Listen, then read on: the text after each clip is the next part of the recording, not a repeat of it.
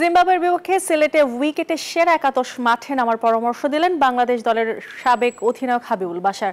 সফরকারীদের বিপক্ষে sporting wicket চান তিনি। এছাড়াও প্রস্তুতি ম্যাচ কিংবা পর্যাপ্ত গেম টাইম না থাকলেও কোনো অজুহাতের সুযোগ দেখছেন না হাবিবুল বাশার।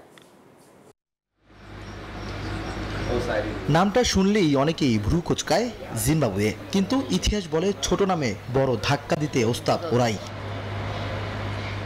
2018 সিলেট, নিজেদের মাঠে নিজেদের কন্ডিশনে জিম্বাবুয়ের কাছে হোঁচট খেয়েছিল বাংলাদেশ। এবার সেই ভুল আর নয়, মনে করিয়ে দিলেন সাবেক অধিনায়ক। Test match doesn't come easy. Yes, অন্য টেস্ট দলের থেকে Zimbabwe too weaker opponent at this moment, but still test match যে টেস্ট ম্যাচ। আমাদের টেস্ট ম্যাচটা একদম সর্বোচ্চ প্রায়োরিটি দিয়ে বেস্ট পসিবল 11 নিয়ে জেতার জন্য খেলা উচিত। স্পিন ফাঁদ পাতলে সহজেই জয় ধরা দেয়। পুরনো এই পথ চিনে বাংলাদেশের ক্রিকেট, তবু এবার বাশার চান একটু আলাদা কিছু। এখন বাংলাদেশ ওইখানে দাঁড়িয়েছে যেখানে স্পিনিং ট্র্যাক করতে হবে অপোনেন্টকে হারানোর জন্য।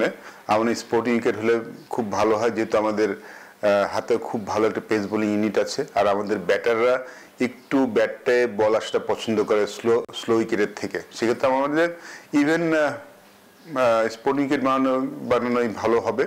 5 মাস পর সাদা পোশাকে নামছে শান্তর দল। না আছে প্রস্তুতি ম্যাচ, না আছে পর্যাপ্ত গেম টাইম, কিন্তু এখনকার ক্রিকেটে এসব যেন নিয়মেই দাঁড়িয়ে গেছে।